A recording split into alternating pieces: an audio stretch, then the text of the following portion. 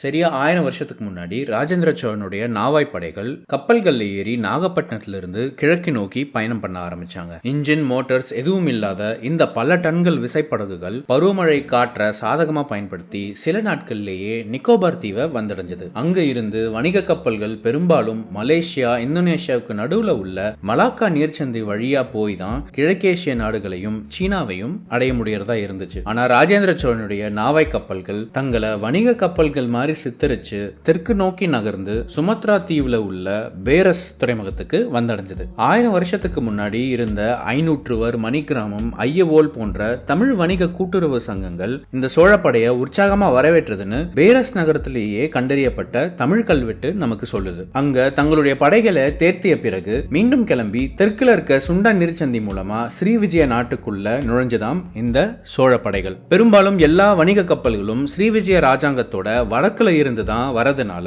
தெற்குல இருந்து திடீர்னு வந்த சோழ படைகள் ஸ்ரீவிஜயாவின் தலைநகரமான பேலம்பாங் துறைமுகத்தை சுலபமா வீழ்த்தி ஸ்ரீவிஜயாவின் ராஜாவான சங்கிரம விஜயதுங்கவர்மனை கடத்தி கொண்டு வந்துட்டாங்க. இது மட்டும் இல்லாம ஸ்ரீவிஜய ராஜாங்கத்தின் அரண்மனையையும் நகரத்தையும் சூறையாடி விலைமதிப்பில்லாத வித்யாதர தோரணையையும் தூக்கிட்டு வந்து தஞ்சை பெரிய கோயில நட்டாங்களாம் ராஜேந்திர சோழருடைய நாவாய் படைகள். முதல்லயே ஸ்ரீவிஜய ராஜாங்கத்தோட தலைநகரத்தை வீழ்த்தி சூறையாடிய சோழ நாவாய் படைகள் பண்ணை, மலையூர், மயூரடிங்கம், இலங்கசோக்கா, மப்பலம், மேவிலம்பங்கம், தலைத்தொக்கோலம், மணக்கவரம் மற்றும் இறுதியாக கடரத்தை வென்று பெரும் செல்வத்தோட சோழர்கள் நாடு திரும்பியதாக ராஜேந்திர சோழன் இறந்தப்ப அவருடைய புகழ பறைசாற்றும் விதமா எழுதப்பட்ட கல்வெட்டு நமக்கு சொல்லுது. 1000 வருஷத்துக்கு முன்னாடி கடல் கடந்து 3000 கிலோமீட்டர் தள்ளி இருக்க ஸ்ரீவிஜயத்துக்கு எதுக்கு இவ்ளோ ரிஸ்க் எடுத்து ராஜேந்திர சோழன் கடல் கடந்து போகணும்? இதுக்கு காரணம் வெறும் ஒரு அரசர் அதிக நிலப்பரப்பை ஆட்சி செய்யணும் அப்படின்னு எண்ணம் மட்டும் தானா? இந்த கடல் கடந்த படையெடுப்புக்கு சோழர் வரலாற்றை கொஞ்சம் திருப்பி பார்த்தா அதிர்ச்சி அளிக்கும் உண்மைகள் சமீபத்திய ஆராய்ச்சி மூலம் நிறைவே வெளிச்சத்துக்கு வந்திருக்குங்க. 10ஆம் நூற்றாண்டோட இறுதியில தென்னிந்தியா மட்டும் இல்லாம உலக அளவிலேயே பல பெரிய மாற்றங்கள் நடந்துச்சு. 969ஆம் ஆண்டு சீனாவிலையும் எகிப்திலையும் பெரிய சாம்ராஜ்யமாக சாம் ராஜாங்கமும் ஃபாட்டிமிட் ராஜாங்கமும் உருவாச்சு. 985ஆம் ஆண்டு தென்னிந்தியாவில் ராஜராஜ சோழன் ஆட்சிக்கு வந்தாருங்க. புவியியல் ஆராய்ச்சி படி 950ஆம் ஆண்டுல இருந்து 1250 ஆண்டு வரைக்கும் பூமி கொஞ்சம் வெப்பமா இருந்துச்சு அப்படின்னு சொல்றாங்க.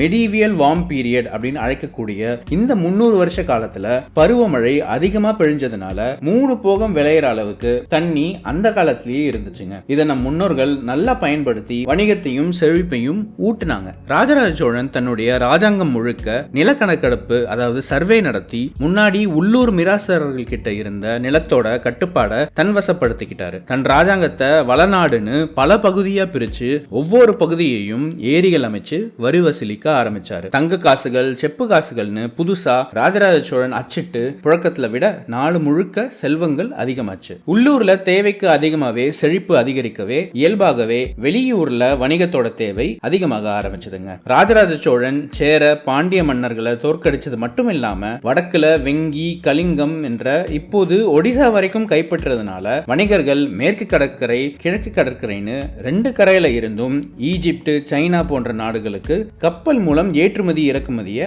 அதிகமாக்க ஆரம்பிச்சாங்க. குறிப்பா சைனா போகிற எல்லா வணிக கப்பல்களும் அப்போ ஸ்ரீவிஜய ராஜாங்கத்தின் கடாரம் துறைமுகத்துல நின்னு அவங்களுக்கு பயண வரி கட்டிட்டு தான் போகணும்னு ஸ்ரீவிஜய ராஜாங்கம் கட்டளை போட்டுச்சுங்க. இப்போ ஹோர்முஸ் நீர்ச்சந்தியை கடந்து போனோம்னா சுங்க வரி கட்டணும் அப்படின்னு ஈரான் சொல்ற மாதிரி அந்த காலத்துல ஸ்ரீவிஜயம் மலாக்கா நீர்ச்சந்தியை கடந்து போனா கட்டணும் அப்படின்னு சொல்லியிருக்கு. அந்த மாதிரி வரி கட்டாமல் எந்த ஒரு கப்பலும் அங்க இருந்து கிளம்பினா அந்த கப்பலை எரிச்சும் இருக்காங்க ஸ்ரீவிஜயத்தோட நாவாய் படைகள். இங்க தான் ஸ்ரீவிஜய ராஜாங்கத்தோட அழிவுக்கான விதை விதைக்கப்பட்டது அப்படின்னு சொல்லலாம். ஸ்ரீவிஜய ராஜாங்கம் ஒரு பெரிய சாம்ராஜ்யமா உருவெடுக்கிறத உணர்ந்த ராஜராஜ சோழன் இதை எப்படியாச்சும் கட்டுக்குள்ள வச்சுக்கணும் அப்படின்னு சீன ராஜாங்கத்துக்கு முதல் முறையா கடல் வழியா தூது விட ஆரம்பிச்சாரு. சோழர் காலத்துல வணிக போக்குவரத்து அதிகரிக்கவே விலையுயர்ந்த பொருட்களை திருடங்க கிட்ட இருந்து பாதுகாக்க ராணுவத்தோட தேவையும் அதிகரிக்க ஆரம்பிச்சதுங்க. வணிகர்கள் நேரடியாக வீரர்களுக்கு வரியும் சம்பளமும் கொடுத்து பாதுகாப்புக்காக வச்சுக்கிட்டாங்க. செழிப்பும் வணிகமும் ராணுவ பலமும் அதிகரிக்கிற நேரத்துல தான்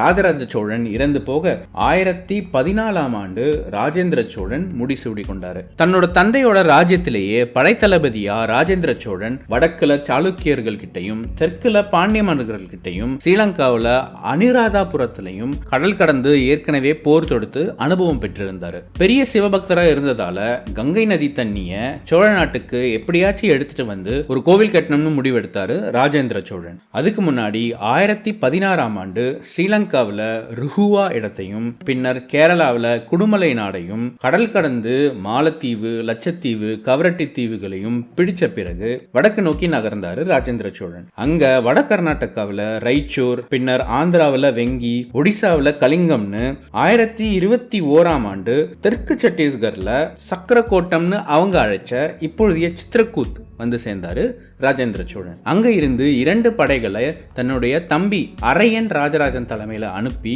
கங்கை நதி தண்ணியை எடுத்துட்டு வர சொன்னாராம் ராஜேந்திர சோழன். அரையன் ராஜராஜனுடைய படைகள் ஜார்க்கண்ட் மூலமா தற்போதைய பங்களாதேஷ் வரை நகர்ந்து கங்கை நதி நீரை எடுத்துட்டு வந்துச்சாம். அந்த கங்கை நீரை எடுத்துட்டு வந்து புதிய சிவகோவில ஒன்ன கெட்டி அந்த ஊருக்கு கங்கை கண்ட சோழீஸ்வரம்னு பேர் வச்சாரு ராஜேந்திர சோழன். அவருடைய ஈசாலம் செப்பேடு இந்த நடந்த விஷயத்தெல்லாம் நம்மளுக்கு சொல்லுது. ஒரு தமிழ் அரசர் வடக்கு வரைக்கும் போய் அங்க இருந்த அரச படைகளை தோற்கடிச்சு பெரும் செல்வத்தையும் தன்னுடைய படைபலத்துக்கு ஆதாரமான கங்கை நீரையும் எடுத்துட்டு வந்தது இதுவே முதல் முறைங்க. தென்னிந்தியாவில் மட்டும் இல்லாம வட இந்தியாவிலையும் கைப்பற்றி பெருமிதத்தோட ராஜேந்திர சோழன் தன்னுடைய தலைநகருக்கே திரும்பி வந்தார். இந்த சமயத்துல தான் அவருடைய பார்வை கடல் கடந்து போர் தொடுக்கிறதுக்கு குறிப்பா ஸ்ரீவிஜய ராஜாங்கத்துக்கு மேல பாய ஆரம்பிச்சது. ஸ்ரீவிஜய அரசோ எதுவும் செய்யாம அமைதியா இருந்திருந்தா சோழர்கள் கடல் கடந்து போர் செய்யாம கூட இருந்திருக்க வாய்ப்பு இருக்கு. ஆனா பல வருடங்களா ஸ்ரீவிஜய ராஜாங்கம் சோழர்களை பல வகையில சீண்டி பார்த்துக்கிட்டே இருந்ததுனால ராஜேந்திர சோழன் ஸ்ரீவிஜய அரசுக்கே ஒரு முடிவு கட்டணும்னு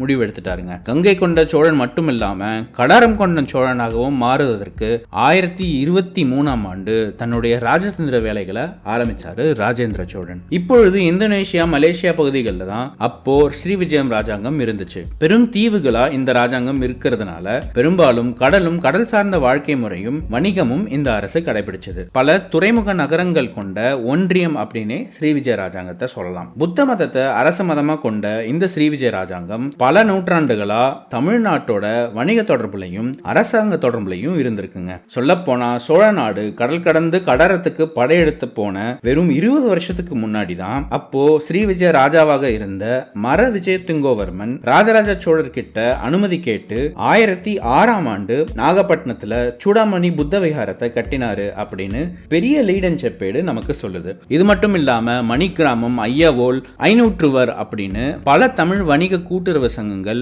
ஸ்ரீவிஜய நாட்டோட பேரஸ் துறைமுக நகரத்துல குடியேறி வணிகம் செஞ்சுட்டு இருந்தாங்க. வெளிப்புறத்துல ஸ்ரீவிஜயமும் சோழ நாடும் நல்ல ஒரு தொடர்புல இருக்கிற மாதிரி தெரிஞ்சாலும் பின்புறத்துல ஸ்ரீவிஜயம் பல அரசியல் சூழ்ச்சியை கையாண்டுகிட்டே இருந்துச்சு. சீனாவுக்கு ரொம்ப பக்கத்துல இருக்கிறதுனால சீனாவின் சாங் ராஜாங்கத்தோட நெருங்கிய தொடர்புல ஸ்ரீவிஜயம் இருந்துச்சு. சோழ நாடு இந்த சமயத்துல தான் சீனாவோட கடல் வழி வணிகம் செய்ய ஆரம்பிச்சதுனாலையும் சோழ கப்பல்கள் ஸ்ரீவிஜய துறைமுகம் மூலமா தான் சீனா போகணும் அப்படின்ற கட்டாயம் இருந்துச்சு. இது மட்டும் இல்லாம சோழ நாட்டை பத்தி ஸ்ரீவிஜயம் தேவையில்லாம சில போலியான தகவல்களையும் பரப்ப ஆரம்பிச்சதுங்க. என்ன மாதிரி தகவல்கள் அப்படின்னா, சோழ நாடு பெருசா ஒரு நாடு இல்லைன்னு தென்னிந்தியாவில் மிகச்சிறிய ஒரு ராஜாங்கம் அப்படின்னு சீனா கிட்ட ஸ்ரீவிஜயம் சொல்லி இருக்கு. இது மட்டும் இல்லாம சோழ நாடே எங்களுக்கு கப்பம் கெட்டுற எங்களுக்கு கீழே இருக்கிற நாடு தான் அப்படின்னு ஸ்ரீவிஜயம் சொன்னதுனால இதையும் சீனாவின் வரலாற்று எழுத்தாளர்கள் நம்பி அதையும் 1000 வருஷத்துக்கு முன்னாடியே பதிவு பண்ணியிருக்காங்க. ராஜேந்திர சோழன் அப்பாவான ராஜராஜ சோழன் சீனாவுக்கு முதல் தூது அனுப்பிய போதுதான் ஸ்ரீவிஜயம் இந்த பொய்யான தகவல்களை எல்லாம் சீனாவின் சாங் ராஜ்யாங்கத்திற்கு சொல்லியிருக்கு அப்படின்னு தகவல் சோழர்களுக்கு தெரிய வருது. இதை கேட்ட ராஜராஜ சோழன் பெரும் கோபம் அடைஞ்சாலும் அதை ஒரு வெளியே காட்டிக்கல. இதுவே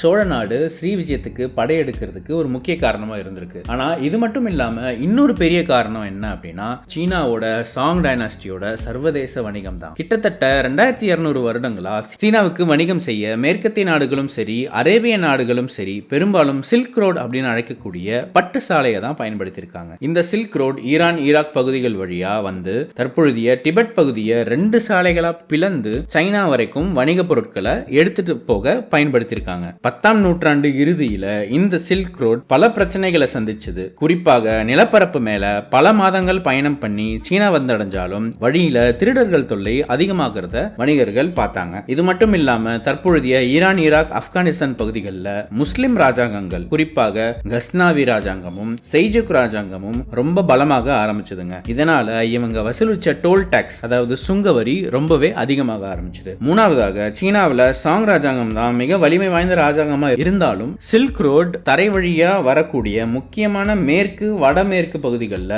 சாங் ராஜாங்கத்துக்கு எதிரிகளான தங்கூத் ராஜாங்கமும் கிட்டான் ராஜாங்கமும் வணிகத்துக்கு ரொம்பவே தடையா இருந்துச்சுங்க. சீனாவோட சாங் ராஜாங்கம் இந்த பெரிய 3 பிரச்சனையும் தீர்க்க தான் கடல் வழியா வணிகத்தை அதிகப்படுத்த ஆரம்பிச்சது. பல நாடுகளுக்கு தூது அனுப்பி கடல் வழியா வணிக பயணம் செஞ்சா பல சலுகைகள் உண்டு அப்படின்னு சொல்ல ஆரம்பிச்சாங்க. இது மட்டும் இல்லாம சாங் ராஜாங்கமே பல புதிய மிகப்பெரிய கப்பல்களை கட்ட ஆரம்பிச்சது. 100 டன் இடை தாங்கும் பிரம்மாண்டமான கப்பல்கள் 1000 வருஷத்துக்கு முன்னாடியே வங்காள வரிகுடா மூலமா தமிழ்நாட்டை நோக்கி வர ஆரம்பிச்சதுங்க. சர்வதேச அளவுல இந்த நிகழ்வுகள் எல்லாம் நடக்கும் வேலையில தான் சோழ நாடு பல வட இந்திய நாடுகளோட போர் செஞ்சு வெற்றி அடைஞ்சு செல்வ செழிப்பா இருந்துச்சு. சேர நாட்டை தோற்கடிச்சு மேற்கு கடற்கரையில இருக்க பட்டினம், முசிறி போன்ற துறைமுகங்கள் மூலமா அரபு, பெர்ஷிய மற்றும் மேற்கத்திய நாடுகளோட வணிகத்தை அதிகப்படுத்த ஆரம்பிச்சது சோழ நாடு. கிழக்கு கடற்கரையில இருந்து சீனாவோட இருந்த வணிகத்தையும் அதிகப்படுத்தினாங்க ராஜராஜ சோழனும் ராஜேந்திர சோழனும். இதற்கு நடுவில் தடையா இருந்தது ஸ்ரீவிஜயம் மட்டும்தாங்க. பண்டைய காலத்துல பெரும் அரசர்கள் வெறும் படைபலத்தை மட்டும் வச்சு போர்ல ஜெயிக்கல, பல ராஜதந்திரங்களையும் பயன்படுத்தியிருக்காங்க. அதுல மிக முக்கியமானது எதிரி போருக்கு தயாரா இல்லாத பொழுது எதிரி மேல போர் பண்றது. இப்படி பண்ணா பல மடங்கு வலிமை இருக்கிற எதிரியை கூட சுலபமா வீழ்த்த முடியும் அப்படின்னு ராஜேந்திர சோழனுக்கு தெரிஞ்சிருக்குங்க. இந்த தந்திரத்தை தான் ராஜேந்திர சோழன் ஸ்ரீவிஜயத்துக்கு எதிராக கடைபிடிச்சிருக்காரு. நான் அரசனைக்கு வந்து ஒரு வருஷத்திலேயே 1015ஆம் ஆண்டு ராஜேந்திர சோழன் சீனாவுக்கு புதுசா ஒரு தூது அனுப்பியிருக்காரு. இந்த 72 பேர் கொண்ட தூதுல பல உளவாளிகள், அதாவது ஸ்பைஸ் இருந்திருக்காங்க. குறிப்பா இந்த தூதுவர்கள் சீனாவுக்கு போற வழியில சுமார் 3 மாதங்கள் ஸ்ரீவிஜயத்தோட தலைநகரமான பேலம்பாங்ல தங்கியிருந்தாங்கன்னு சொல்லப்படுது. அந்த சமயத்துல ஸ்ரீவிஜய ராஜாங்கத்தோட மொத்த தகவல்களையும் இந்த உளவாளிகள் சேர்க்க ஆரம்பிச்சாங்க. இந்த சமயத்துல அவங்க சேகரிச்ச தகவல்கள் தான் ராஜேந்திர சோழனுக்கு வடக்குல மலாக்கா நீர்ச்சந்தி வழியா வந்து ஸ்ரீவிஜயத்தோட தலைநகரத்தை அடிச்சா கஷ்டம் அப்படின்றதையும், தெற்குல சுண்ண நீர்ச்சந்தி வழியா வந்தா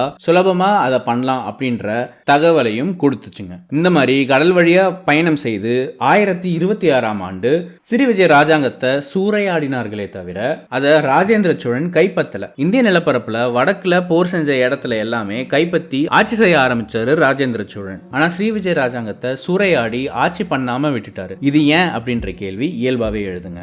இதுக்கு விடை தரணும்னா சோழர் காலத்துல பொருளாதாரம் எப்படி இயங்குச்சு அப்படின்றது புரிஞ்சுக்கிறது ரொம்ப முக்கியங்க. சோழர் காலத்துல வங்கிகள் அப்படின்னு எதுவுமே கிடையாது. இப்பொழுது வங்கிகள் செய்யற வேலையான கடன் கொடுக்கிறது, வட்டி வசூல் செய்வது, சேமிக்கிறது அப்படின்ற எல்லா வேலைகளையும் அப்பொழுது கோவில்கள் தான் செஞ்சதுங்க. எல்லா பெரிய கோவில்களையும் பாதுகாக்கப்பட்ட கஜானாவும் கணக்கு வழக்கும் பார்க்கப்பட்டது. கோவில்ல இருக்க தங்க காசுகளுக்கு கடவுளே துணையா இருக்கிறதுனால ராஜ மாளிகையில இருக்கிறத விட கோவில்லையே மிக பாதுகாப்பா இருந்துச்சு அப்படின்னு கருதப்பட்டது. இதனாலதான் ஸ்ரீவிஜயத்துல கைப்பற்றப்பட்ட விஜயதர தோரணையும் தஞ்சை பெரிய கோயில்ல வச்சாரு ராஜேந்திர சோழன். நவீன வங்கி மேலாண்மையில கடன்களுக்கு மல்டிப்ளையர் எஃபெக்ட், அதாவது பெருக்க குறியீடு அப்படின்னு ஒண்ணு வச்சிருப்பாங்க. 100 ரூபாய் கடன் கொடுத்தா பெருக்கும் குறியீடு மல்டிப்ளையர் எஃபெக்ட் 4ன்னு வச்சுக்கிட்டோம்னா அந்த 100 ரூபாய் கடன்னால 400 ரூபாய் மதிப்பு சமூகத்துல உருவாகும் அப்படின்றது தான் அர்த்தம். அந்த 100 ரூபாய் முதலும் சூறையாடின காசுல இருந்து வந்துச்சுன்னா எவ்வளவு மடங்கு மதிப்பு சமூகத்துல உருவாகும்? நிறைய மடங்கு உருவாகும் இல்லையா?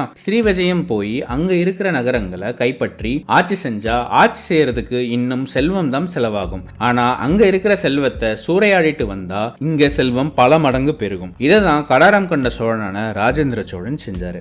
நம்ம பள்ளி புத்தகங்கள்ல ராஜேந்திர சோழன் கடல் கடந்து போர் தொடுத்து கடாரம் வரை சென்று வெற்றி பெற்றாருன்னு தான் படிச்சிருப்போம். ஆனா 1000 வருஷத்துக்கு முன்னாடி இவ்வளவு துணிந்து ரிஸ்க் எடுத்து கப்பல் கடந்து போர் தொடுக்கிறதுக்கு பின்னாடி மணிக்கிராமம், ஐயாவோல் போன்ற வணிக சங்கங்களும் சீனாவோட சாங் ராஜாங்கமும் தன்னுடைய சில்க் ரோட், அதாவது தரைவழி பட்டு சாலையை பயன்படுத்த முடியாம போனதுனாலையும் கப்பல் போக்குவரத்தை அதிகரிச்சதாலும் இந்த வணிக போக்குவரத்துக்கு தடையில்லாம செயல்படுத்துறதுக்கு ஸ்ரீவிஜய ராஜாங்கம் ஒரு பெரும் தடையா இருந்ததுதான் கடாரம் வரைக்கும் ராஜேந்திர சோழன் படையெடுத்து போனதுக்கு மிக முக்கிய காரணமா இருந்திருக்குங்க. இந்த தாக்குதல்களுக்கு அப்புறம் ஸ்ரீவிஜயம் ஒரு வலுவற்ற ராஜாங்கமா மாறி குலோத்துங்க சோழனுக்கு வரைக்கும் கப்பம் கட்டி சில 100 வருடங்களுக்கு பிறகு ஒண்ணுமில்லாம அழிஞ்சு போனது. 250 வருஷமா பருவமழை நல்லா பொழிஞ்சதுனால அதை நல்லா பயன்படுத்திக்கிட்ட சோழர்கள் இன்னமும் செழிப்பாக்கி நம் முன்னோர்கள் சர்வதேச அளவுல தமிழுக்கே பெருமை சேர்த்து தந்தாங்க. இப்போ ஈரான் அமெரிக்கா இஸ்ரேல் போர் பெரும்பாலும் ஒரு வணிக போராகவே கருதப்படுது. அமெரிக்கா ஈரானோட